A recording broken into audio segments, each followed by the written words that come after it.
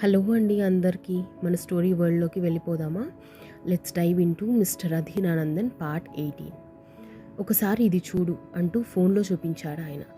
Mister అధీరానందన్, నువ్వు India team నుండి తీసివేయబడ్డావు. వచ్చే వారం వచ్చి ఎక్స్ప్లెనేషన్ ఇవ్వండి అని ఉంది ఆ జీమెయిల్లో. ఒక్కసారిగా షాక్ అయ్యి చేతిలో ఫోన్ తీసుకొని మరింత పరికించి చూసి ధీరు ఆశ అని అనుకున్నాడు.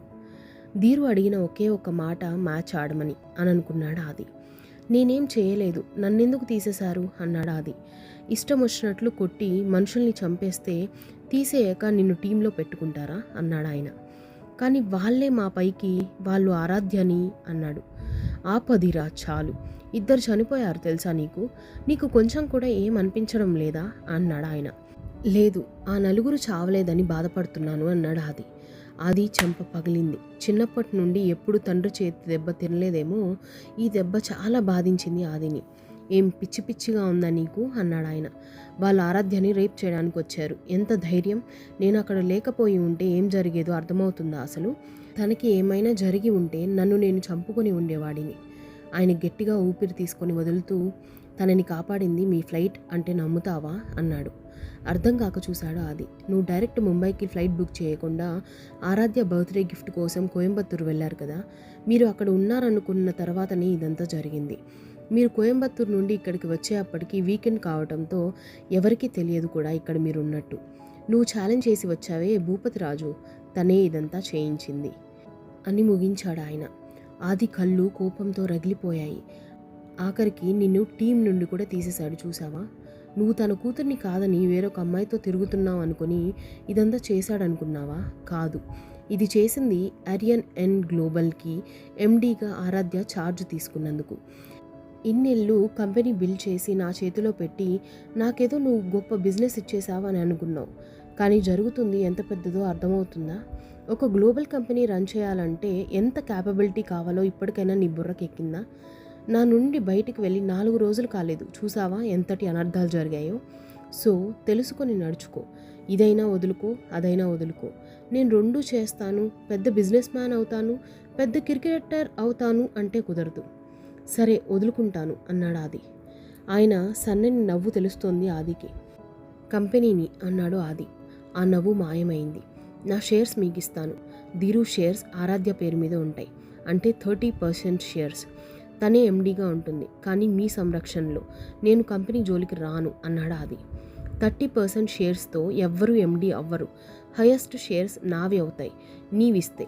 నాకు ఇష్టం లేదు, నా కంపెనీ నాకు నచ్చినట్లు నడుపుకుంటాను అన్నాడు ఆయన. సార్ ప్లీజ్, ఇది నా 8 ఏళ్ల కష్టం. క్రికెట్ నా 22 ఏళ్ల కళ.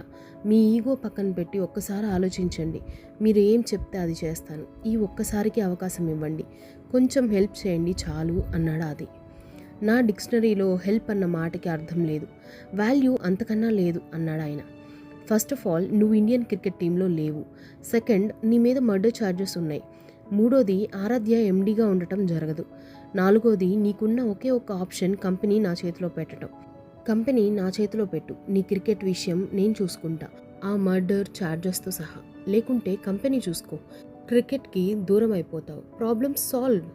ఆది తల పగిలిపోతోంది. కంపెనీ చేయి జారిపోతే ఆరాధ్య ధీరుకి ఇక ఈ ప్రపంచంలో ఏమీ మిగలదు.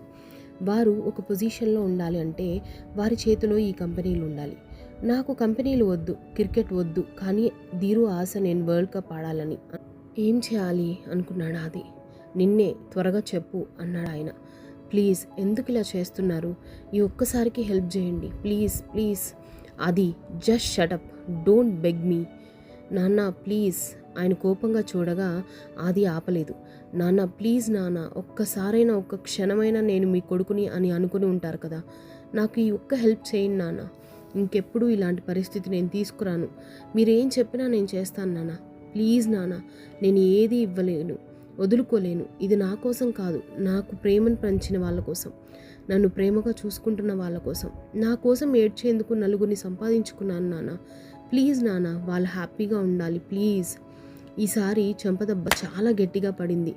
ఆది కిందకి ఒరిగిపోయాడు ఆ వేగానికి. వెంటనే పెద్దగా చప్పుడయ్యాయి మిషన్స్ అన్నీ. ఆరాధ్య పరుగున లోనికి వచ్చింది. ఆదిని చూసి పరుగు పెట్టి తనని లేపేందుకు ప్రయత్నించింది. కానీ అది తన వల్ల అవ్వలేదు. ఇంతలో ధీరు లోనికి వచ్చి తనని చేతుల్లోకి తీసుకొని బెడ్పై పడుకోబెట్టాడు. This is your last chance, నువ్వు చచ్చినా నాకు అవసరం లేదు అని అక్కడి నుండి వెళ్ళిపోయాడు ఆయన. ఆరాధ్యకి మనసులో మెలిపెట్టగా ధీరు ఆదిని చూస్తున్నాడు. ఆది పెదవులపై సన్నని నవ్వు విరిసింది. రేయ్ ఏంటి, ఏం చేశావన్నాడు ధీరు. ఏం లేదు అన్నాడు ఆది. ఆది ఏం చేశావు అన్నాడు కాలర్ పట్టుకుని. అన్నయ్య చాలు, తనని వదులు, మీకు బుద్ధి లేదా, ఇలా టార్చర్ చేస్తున్నారు తనని. ధీరు కోపంగా ఆదిని చూసి అక్కడి నుండి వెళ్ళిపోయాడు. ఆరాధ్య నర్సును పిలుచుకొని వచ్చి క్యాండలా అన్నీ పెట్టించి తన పక్కనే కూర్చుంది. ఏం కాలేదు నాకు, నువ్వు ఏడు పాపు చాలు అన్నాడు జుత్తుని నిమురుతూ. అసలేంట్రా ఇదంతా, మనం ఎంత బాగున్నాం, ఈ ఎండీలు, ఇండియన్ క్రికెట్ టీం, ఈ వేద, అసలు నాకు ఎక్కడ తప్పు జరుగుతుందో అర్థం కావటం లేదు. ఆ రోజు తనకు అంత సీన్ లేదన్నావు, ఈరోజు నీ పరిస్థితి చూసావా ఎలా ఉందో, నువ్వు తనని సీరియస్గా తీసుకొని ఉండాల్సింది అంది ఆరాధ్య. వేద ఏం చేయలేదు అన్నాడు ఆది. ఏంటి, వేద ఏం చేయలేదు, వేద దీనిలో ఇన్వాల్వ్ కాలేదు నాకు తెలిసినంత వరకు అన్నాడు ఆది. మరి ఎవరు చేశారు ఇదంతా అంది ఆరాధ్య. ఎవడు చేసినా ఇదే ఆఖరిసారి వాడు మనల్ని గెలకటం అవుతుంది. ఎందుకు అలా చెప్పి వెళ్ళారు అంకుల్ అంది ఆరాధ్య. ప్రేమ ఉంటేనే కదా ద్వేషం కూడా ఉంటుంది, అది లేకపోతే ఇది ఉండదు. So it's okay. ఆయన నాపై మొదటిసారి హక్కును చూపించారు, అలాగే ప్రేమని కూడా, దాంతోపాటే ద్వేషాన్ని కూడా అన్నాడు ఆది. ఏంటో నాకేం అర్థం కావడం లేదు, భయంగా ఉంది అంతే. కానీ ఆది నాకెంత భయం ఉందో అంతే అసహనం, కోపంగా ఉంది. వీళ్ళు కంపెనీని పడగొట్టడానికి వచ్చారో, లేక నిన్నేమైనా చేసేందుకు వచ్చారో, లేక నన్ను చంపేందుకు వచ్చారో నాకు తెలియదు. కానీ ఒక గ్లోబల్ కంపెనీగా ఈ అటాక్ని నేను తీసుకోలేకుండా ఉన్నాను. మనం లక్షల కోట్ల టర్నోవర్ చేస్తున్నాం, కానీ సెక్యూరిటీ ఇంత వీకా. ఒక 6 వస్తే ఆపలేకపోయిందా మన సెక్యూరిటీ? ఇది మెయిన్ డివిజనేనా అసలు? మనం ఎందుకని రూల్స్ పాటించడం లేదు? రిక్రూట్మెంట్స్లో ఎందుకు, ఫార్మా డిపార్ట్మెంట్లో ఎప్పుడు ఏదో ఒక ప్రాబ్లం ఉంది. ఇలా ఒకటి కాదు, అది నేను వచ్చిన 2 డేస్లో చాలా చూశాను. ఓ మై గాడ్, ఇంత వీక్ సెక్యూరిటీ అసలు నేను ఊహించలేదు. No Aadi, I think it's time I take decisions. I am sorry to say but నువ్వు ఫెయిల్ అయ్యావు. ఆదికి ఆ మాట ఎక్కడో గుచ్చుకొని మనసు మూలుగుతోంది.